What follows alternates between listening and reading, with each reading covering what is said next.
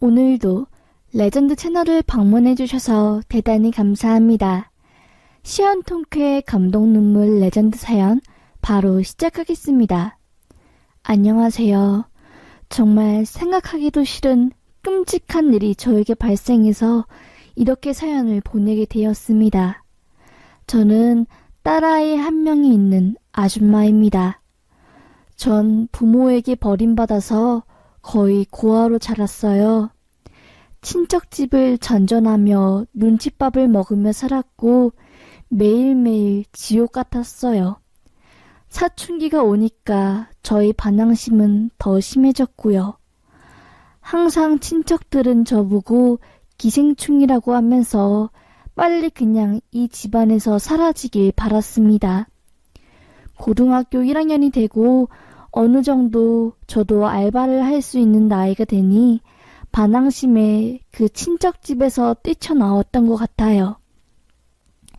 제가 일주일 동안 가출했을 때도 걱정하는 연락이나 절 찾으려고 하는 기미가 안 보이길래 정말 큰 실망을 하고 완전히 마음을 굳힌 채 그렇게 친척들과 연을 끊었지요. 고등학생이 나와서 어디서 뭘 하겠나요? 그냥 알바하면서 모은 돈으로 작은 고시원 같은 방을 얻어서 살았지요. 학업은 진작에 때려쳤고요. 아무래도 학생이 학교를 안 가고 일을 하니까 만나는 사람들이 다 질이 안 좋은 사람이었어요. 그러다 제가 가족이 없는 외로움 때문에 홧김에 남자를 만나게 되었고 아무것도 몰랐던 저는 그렇게 덜컹 임신을 하게 된 거였어요. 순전히 제 탓이지만 그때 저는 부모님도 없었고 조언을 구할 어른조차 없었기에 그렇게 10대의 나이에 아이를 낳고 그 남자와 혼인신고만을 한 채 살게 되었습니다. 시댁에 들어가서 아이를 키웠어요. 시댁도 방 2칸짜리 정말 허름한 곳에서 살았기에 좋은 환경은 아니었습니다. 시어머니조차 절 증오하는 눈빛으로 쳐다보고 싫어하는 게 고스란히 느껴질 정도였으니까요. 아이가 3살 때 시어머니께서 돌아가시고 저와 남편 그리고 딸 셋이서 살게 되었습니다. 그래도 시어머니가 계실 때는 남편이 밖에 나가서 일도 하고 나름 지 딸 책임진다고 하면서 열심히 사는 것 같더니 어머님 돌아가시자 고삐가 풀렸는지 일도 안 하고 주구장창 술만 마셔댔습니다. 술만 마시면 몰라요. 맨날 유흥에 아예 대놓고 바람을 피기 시작했습니다. 화가 머리끝까지 나도 아이 앞에서는 절대로 화를 내지 않았습니다. 속이 문드러졌지요. 남편이 일을 안 하니 자연스럽게 제가 가장이 되었고 아이가 유치원에 갈 나이가 될 무렵 저는 일을 하러 전국 곳곳을 돌아다니게 되었습니다. 어찌저찌 미장일을 배워서 건설 현장에 나가며 돈을 좀 벌기 시작했어요. 그래도 기술을 배우니 어느 정도 먹고 살만하게 되고 일을 많이 하는 날이면 웬만한 회사원들보다 웃돈을 벌 수 있었지요. 벌이가 나아지니 남편은 저를 믿고 더 막 나가기 시작했어요. 그러다 일이 터진 겁니다. 남편이 고등학교 동창과 함께 여자들과 이상한 짓을 하다가 경찰 단속반이 떠서 걸리게 된 겁니다. 남편보다 더 밑바닥 인생을 사는 그 동창놈이 남편에게 10대 애들이랑 돈 주고 그 짓거리 하는 걸 알려줘서 둘이 아주 신나게 그 짓거리를 하고 다니다가 단속에 걸리게 된 거였지요. 남편 수사받고 정말 난리가 났습니다. 징역형이 떨어지긴 했지만 초범이기도 하고 집행유예를 선고받았어요. 그래도 그런 범죄자 같은 남자랑 산다는 게 너무나 온몸에 소름이 끼쳤습니다. 더구나 딸에게 무슨 짓을 할지도 모른다는 생각이 들어 결국 저는 이혼을 했어요. 당신이 그러고도 딸 아빠야? 애 내년에 초등학교 들어가고 지금 한참 예민할 시기인데 아빠가 돼서 지금 이게 뭐한 짓이야? 창피하지도 않냐고. 당신 같은 놈이랑 결혼한 내가 천치 바보지. 애 때문에 내가 참고 산 거야. 알겠냐고 알겠어? 라고 하며 정말 고래고래 소리를 질렀습니다. 그렇게 결국 이혼을 한 거였지요. 그런데 문제는 이혼 과정에서 알게 된 충격적 사실이었습니다. 남편이 저 몰래 제 명의로 대출을 어마어마하게 끌어당긴 거였습니다. 제 신용으로 제1금융권에서 대출이 안 되니 제2의 대부업체 등등을 이용해서 제 등본이랑 인감도장 등등으로 정말 수천만 원, 거의 억소리가 나는 돈을 수십 군데에서 빌렸더라고요. 저는 그 사실을 알고 쓰러지는 줄 알았습니다. 변호사를 통해서 무효로 할 수 있는 방법 없냐고, 이게 말이 되는 거냐고 소리쳤지만 그때 제가 할 수 있는 방법이 없었어요. 그냥 고스란히 남편이 유흥비, 노름돈으로 쓰느라 제 명의로 빌린 빚들은 오로지 제 몫이 되었습니다. 피눈물이 났지요. 정말로요. 이혼 후 제가 미장일을 해서 마련한 전셋집도 월세로 돌려서 그 돈으로 빚 갚고 정말 전국 방방 곳곳을 돌아다니며 일을 했습니다. 겨울에는 너무너무 추워서 손이 얼음장이 돼서 조금이라도 건드리면 깡 하고 손가락이 떨어져 나갈 것 같을 때에도 미장일을 했어요. 어떻게든 빚을 갚아야 했기 때문이었지요. 다른 사람들은 하루에 한 건 일하기도 힘들어하는데 저는 정말 무슨 정신이었는지 하루에 2건, 3건, 새벽에 나가서 새벽에 들어오는 그런 나날들을 반복했습니다. 엄마가 일하느라 애 챙겨주지도 못하고 초등학교 학부모 모임에 나가기는커녕 엄마 손길이 닿지 못해 참 머슴아이처럼 키웠어요. 그때는 몰랐습니다. 아이를 위해서 돈을 버는 것보다 아이와 함께 있으면서 사랑을 주는 게 더 중요한지를요. 하여튼 그럼에도 불구하고 딸 아이는 씩씩하게 커주었어요. 남들처럼 좋은 옷, 좋은 학용품은 사주지 못했지만 그래도 당당한 성격을 가지고 태어난 딸 아이는 학교에서 대장 노릇을 하며 잘 자랐습니다. 기죽는 것도 없었고 친구들도 잘 통솔하고 회장 부회장도 턱턱할 정도였으니까요. 그러다 딸이 중학교에 올라간 후 사춘기가 심하게 왔어요. 아무래도 가난한 엄마의 친구들은 다 아파트 사는데 저와 딸만 거의 쓰러져가는 빌라 지하방에 살았으니 속이 말이 아니었겠지요. 쪽팔리기도 했을 거고요. 그런 딸이 갑자기 저한테 소리치더라고요. 엄마, 왜 우리 집만 이딴 거지 같은 곳에서 살아야 해? 나 솔직히 말하면 너무 쪽팔려. 나 진짜 이딴 집구석 지긋지긋해. 엄마 일 그만하면 안 돼? 돈이 뭐길래 그렇게 밤낮 없이 엄마는 일하냐고. 아무리 돈 벌어봤자 뭐하는데. 밑 빠진 독이 물 붓기 아니야? 진짜 지겨워. 하면서 막 소리를 지르더라고요. 저는 아무 말도 할 수 없었습니다. 빚을 갚기 위해 했던 행동들이 딸 아이에게 상처를 줄지는 몰랐지요. 너무 미안해 죽겠는데 오히려 그 마음을 들킬까 험한 말로 딸을 다그쳤습니다. 빚 때문에 엄마가 이렇게 열심히 일하는데 하나뿐인 딸이 이딴 말이나 하고 앉았냐고. 너 지금 교복비, 용돈 이런 거 다 엄마가 일해서 내는 거 아니야?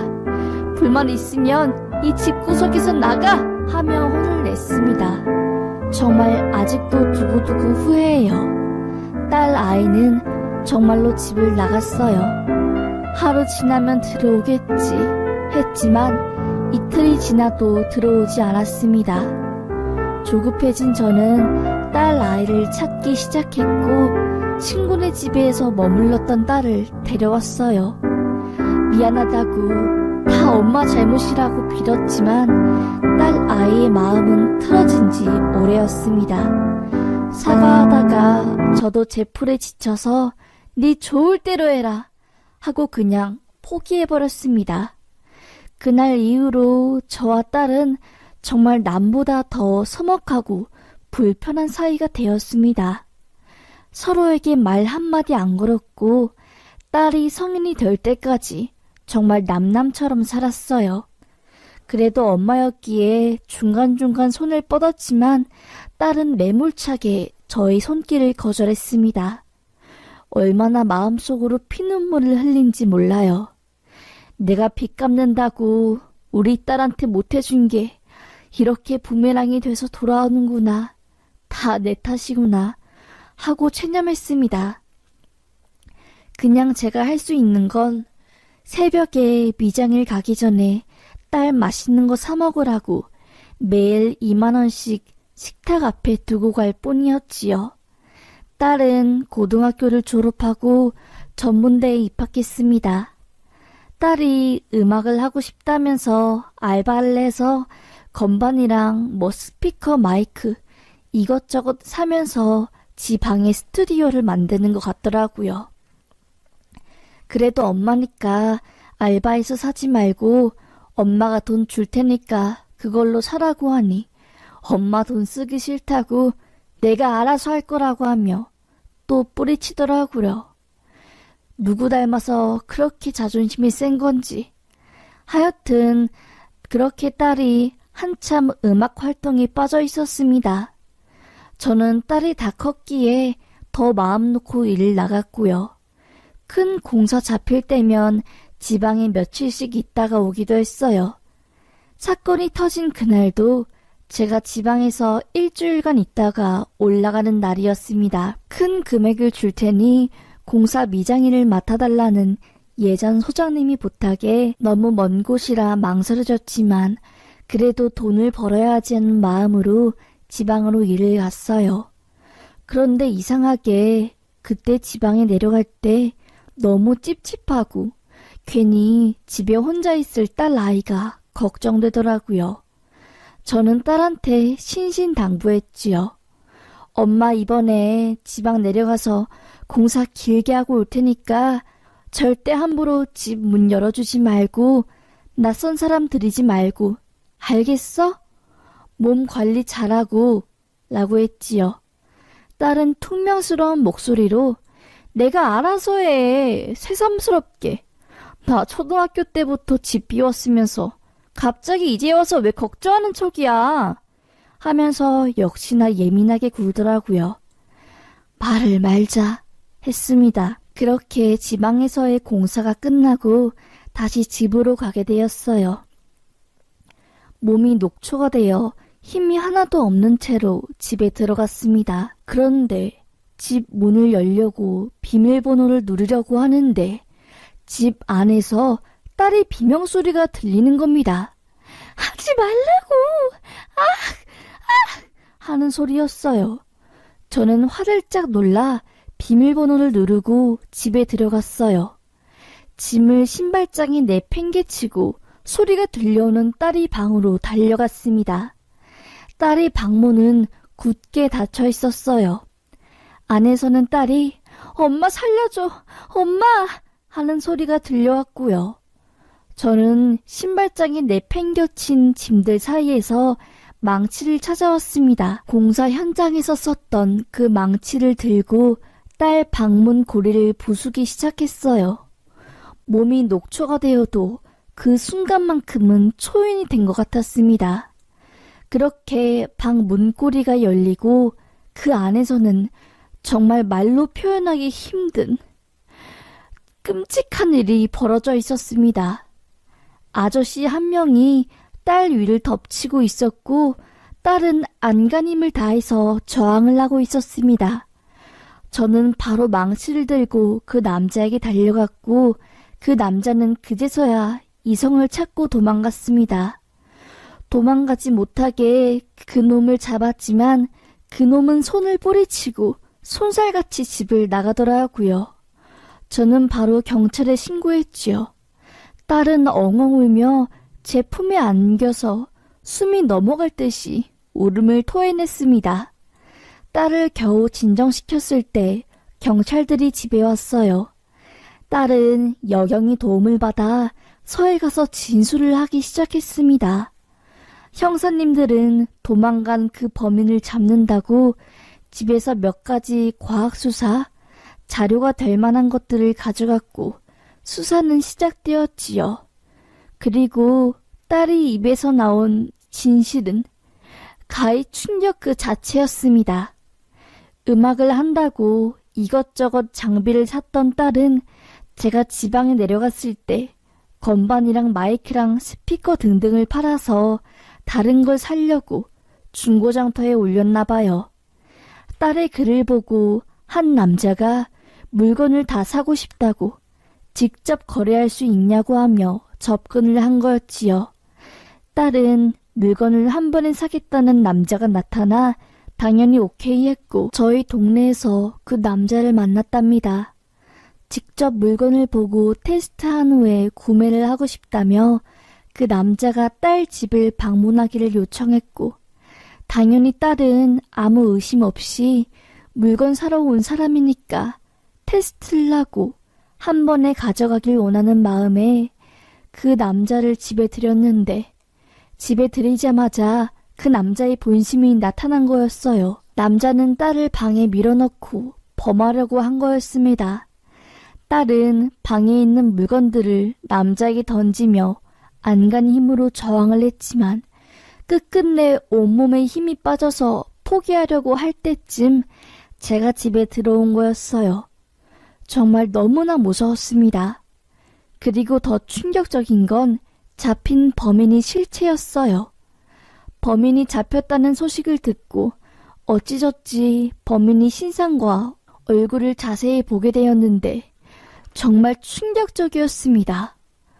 어디선가 많이 들어본 이름이었는데 알고 보니 그 남자, 전 남편이 동창이었어요. 예전에 전 남편이 동창과 함께 10대 여자들과 그 짓을 하다가 경찰 조사를 받았는데 남편과 그 짓한 동창이 그 범인이었던 거였습니다. 이름과 그 남자의 예전 전과 그리고 남자의 출신 학교를 통해서 완전히 확신할 수 있었지요. 저는 그 사실을 알게 된 후 진짜 온몸이 사시나무 떨듯이 떨렸습니다. 전 남편의 그 동창놈은 완전히 그런 범죄를 하는 거에 중독이 되어서 거의 10년을 감옥 생활을 하다가 출소해서 또 인터넷으로 그런 식으로 접근해서 범죄를 저지르려고 한 거였어요. 전 그 사실을 알고 극대노했습니다. 검사님에게 절대로 선처 없이 무조건 감방에 쳐넣어달라고. 이 사람 내 전남편 동창인데 아주 극악무도한 놈이라며 강력 처벌을 원했어요. 그 범인 동종 범죄 전과가 너무 많아서 1심에서 아주 강력한 형을 받게 되었네요. 출소한 지 얼마 되지도 않았는데 또 범죄를 저질러서 바로 그냥 아예 구속되었습니다. 저는 그 사건 이후 일도 절반으로 줄이고 딸 아이와 시간을 많이 보내는데 집중하고 있어요. 심리 상담을 통해서 그동안 딸이 저에게 쌓였던 오해들을 하나둘씩 풀며 서서히 꼬였던 줄을 풀어내고 있습니다. 딸은 저에게 얼마나 많은 빚이 있었는지 정확히 몰랐고 제가 돈에 미쳐서 그렇게 자기를 안 챙기는 줄 알고 서운했던 거였어요. 저는 제 앞으로 된 빚 액수를 구체적으로 딸에게 말하면 부담스러워할까봐 제가 그 짐을 다 짊어지고 있었는데 그게 오해를 산 거였습니다. 저와 딸은 서로 미안하다며 부둥켜 안고 엉엉 울었네요. 정말 천만다행으로 딸은 무사했고 이제는 빚도 거의 다 갚았으니 딸과 여태껏 하지 못했던 여행이나 대화들을 하며 추억을 쌓고 딸의 마음을 달래렵니다. 정말 세상에 이런 일도 다 있네요. 제 이야기를 꼭 주변 사람들, 딸들에게 말해줘서 조심하라고 해주세요. 제 딸과 같은 사람들이 더 이상 생기지 않았으면 하는 바람으로 이렇게 사연 보냈습니다. 감사합니다.